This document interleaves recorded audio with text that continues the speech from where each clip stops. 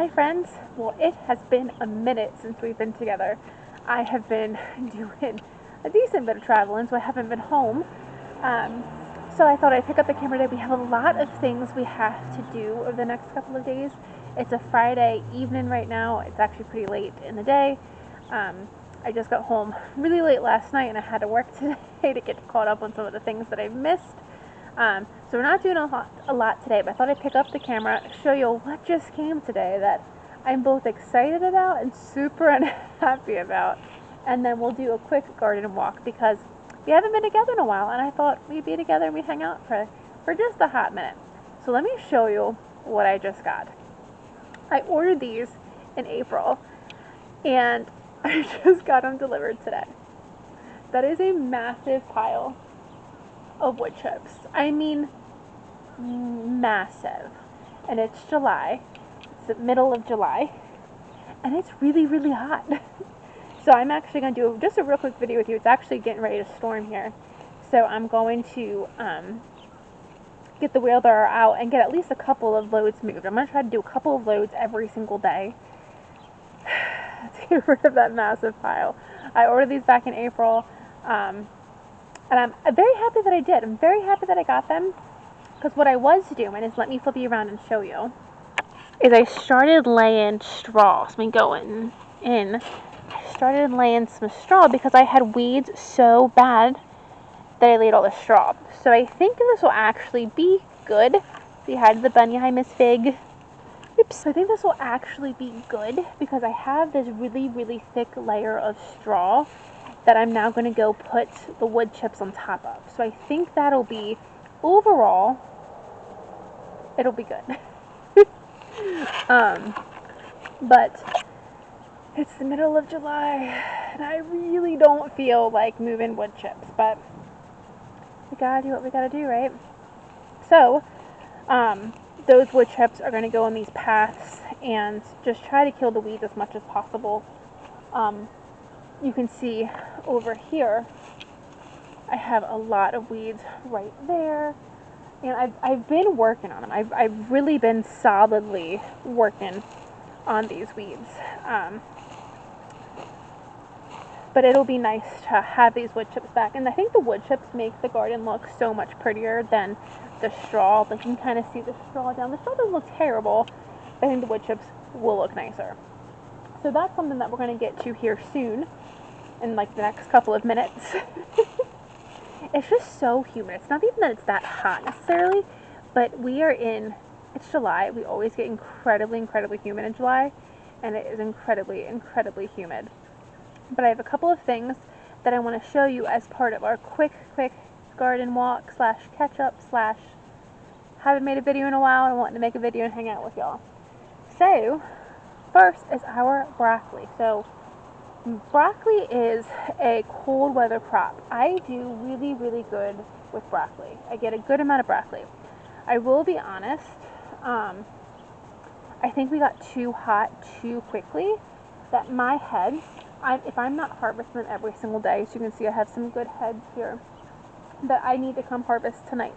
They're not going to get the full broccoli head. I've already harvested the full broccoli head, but they will put off these little florets. And these are still good, but even here we're starting to get a little questionable. But you can see here they're starting to flower. At this point it is so hot that as soon as one of these broccoli florets comes up, I need to harvest it right away or else it's going to flower.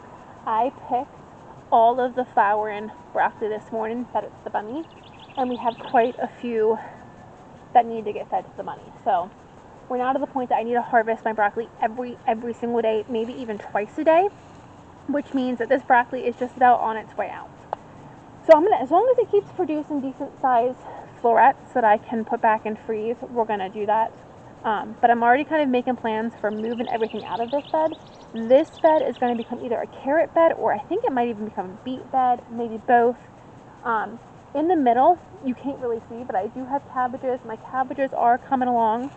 I questioned whether it was a good idea to put the cabbage in the middle of the broccoli, and obviously you can't see the cabbage, But I have checked on the cabbage, and the cabbage is forming. It is forming heads.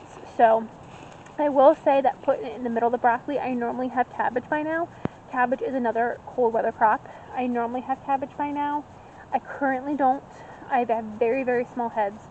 So I think they have been getting maybe a little bit more shaded out from the broccoli.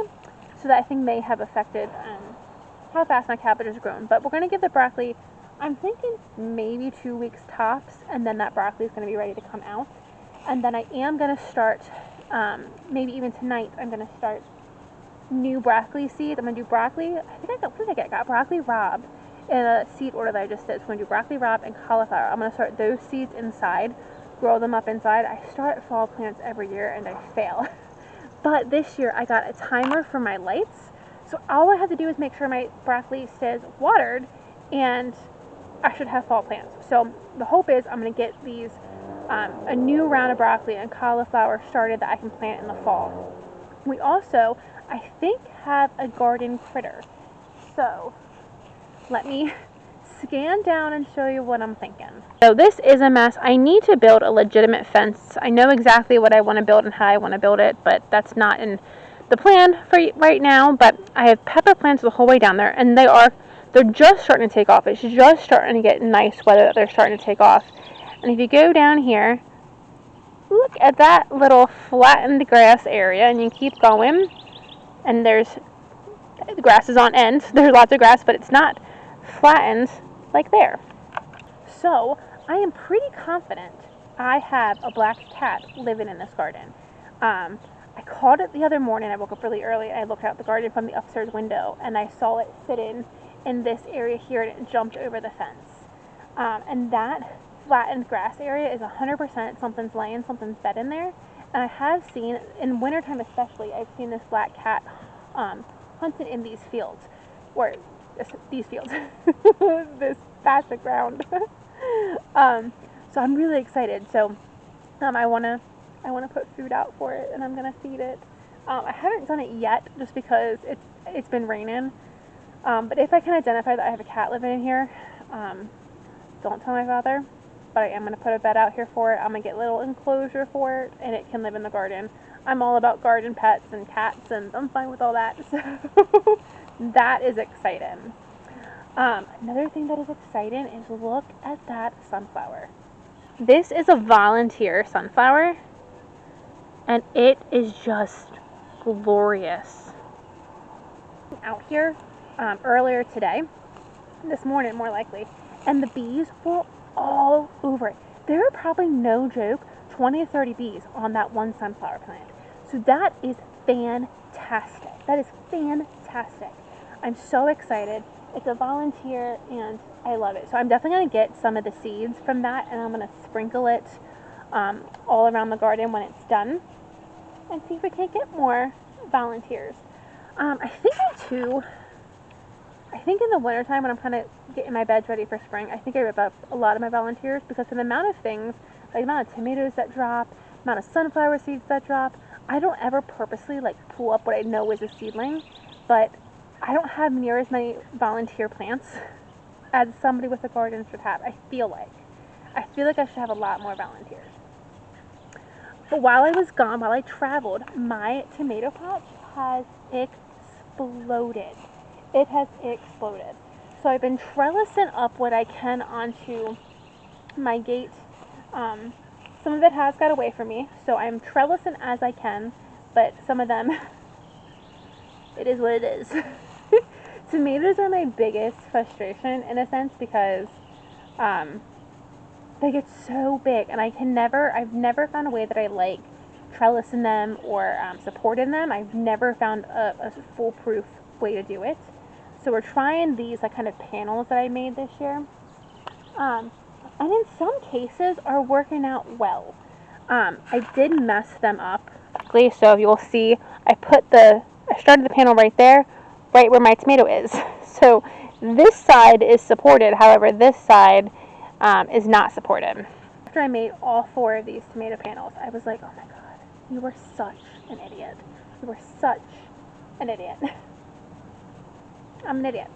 So we are doing the best that we can. So you can see here, I have a big leader. I don't trim to 1 or 2 main leaders. I just let them go. So I have a big stalk that comes here, and it's not even doing anything. But I'm trying to get it.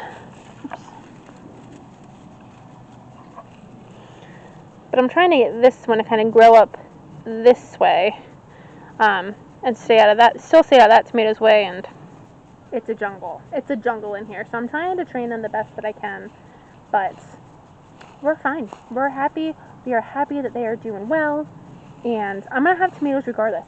But I did realize, so the other thing with my tomatoes is I don't prune them. I don't prune them, and before I left for my trips, they were looking really good. They had a lot of airflow. They really, really bushed out in the last week. They really, really did. So with tomatoes, you do need to prune them to keep a good airflow and also to keep the leaves off the ground. I start out with really good intentions, and let me show you. They start growing like they do, and I have weeds in here I've been really keeping up on, but again, I've been gone and it's hard. Sometimes they do touch the ground. So you can see here I have blight. This is what this is, blight. So I need to whip all of the affected leaves out. The plant doesn't look too bad yet. The plant doesn't look too bad yet, but it's not good. With those leaves, I'm ripping out the leaves that have blight, and I'm going to just throw them in the trash. And blight just happens, especially if your leaves touch the ground and they get wet, and blight can really spread throughout the plant.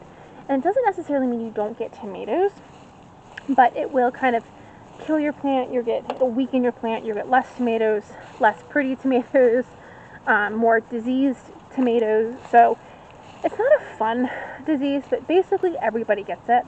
And the best way that you can avoid it is, number one, pruning your plants, keeping leaves off the ground, making sure there's good airflow, and 2, rotating your plants. Blight can live in the soil for 3 to 4 years. So that's why I always talk about, and I always do, rotate my plants throughout the whole garden. At some point though, you just gotta accept it. So my tomatoes are getting really, really big, that I can see my airflow is kind of starting to become an issue. So pruning is something I might have to look into doing here eventually. We'll see. I normally just let them go and I get what I get and I don't throw a fit type of a thing. But you can see here how many weeds there is. I have been like pulling thistle like crazy, and I think I'm winning the battle, but definitely a lot of weeds. So that chip drop will really help. And then the next update since I've been gone is my potatoes are starting to die back. So let me show you. Potato row is huge. Huge, huge, huge. And you can see, especially up there, they're really kind of starting to die back. So I am going to, I think I'm going to make a plan to get these out of the garden within like the next week. My hope is that I'm going to get them out and I'm going to let them cure, and I'm going to put them in my basement and have like little full potatoes to use throughout the winter. If I have nice big ones, that's what I'm going to do. If they're on the smaller side, then I'll can them. I like to do both. I like to have a little bit of canned, a little bit of fresh. But I still have a couple, I think I have 3 quarts of potatoes left over from the last winter or from last summer. So we're going to see. So they're going to come out of the ground here soon. And then look what I saw, which was so exciting. I have beans. I have beans coming. Let's go around our cow, which needs a name. But look, I don't know what that is, but look at the beans. So I planted these beans months ago, probably a month and a half ago, and then I replanted probably 3 weeks ago, and nothing. The couple of beans that sprouted were eaten. So I was kind of like really upset that I wasn't going to have beans this year. But while I was gone, they germinated. So that is super excited. So one of my favorite garden tasks is 100% shelling beans. I think it's so fun. So I'm excited to have beans to shell this fall. That'll be really fun.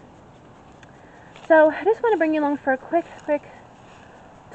walk. Let me, real quick, before we go, I saw one more thing I want to show you. My onions. So I don't know how I'm going to do on my onions. They're not really, well, I guess they're starting to bulb up, but they should be a lot further along than they are now. I've also been weeding this bed like crazy. You just can't tell.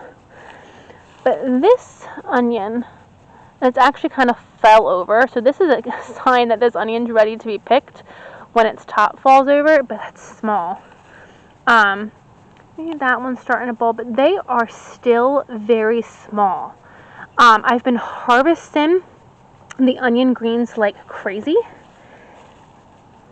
So at the very least, I've gotten a good onion product out of this. I have already made one good batch of onion powder, green onion powder, and I have put a whole bunch away to put into my pepper packets. And you can see I have a ton more onion greens here that we can harvest and that we can use for other projects. So that'll be really good. But I'm really hoping for the onion. I really want to have a good onion.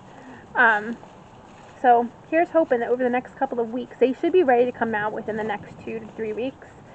So hopefully they really start bulbing up. One thing I didn't get this year is last year I forget what they're called. I got a pest that actually curled the onion. And I got this really pest and it kind of like took over, really bad pest, kind of took over the whole garden. So or the whole onion bed, I mean. So last year I got ladybugs. And I will say, number one, I haven't had that pest again this year. None of my onions have been affected. And then number two, I've seen ladybugs everywhere. So far I haven't even seen aphids on my broccolis. I've seen ladybugs a lot of places. My onions haven't curled. So I'm a huge proponent of getting ladybugs as a natural pest control because I'm not really seeing that many bugs yet, and I think that's really fantastic. I think normally by mid-July I should have a lot more bugs, and I don't, so I'm really happy about that. So I'm going to do a quick scan because I think the garden looks really pretty right now, and then I'm going to go start moving some wood chips into this space and try to get that massive pile up there out from in front of my garage. Thank you for joining me, friends. I'll see you in the next video. Bye!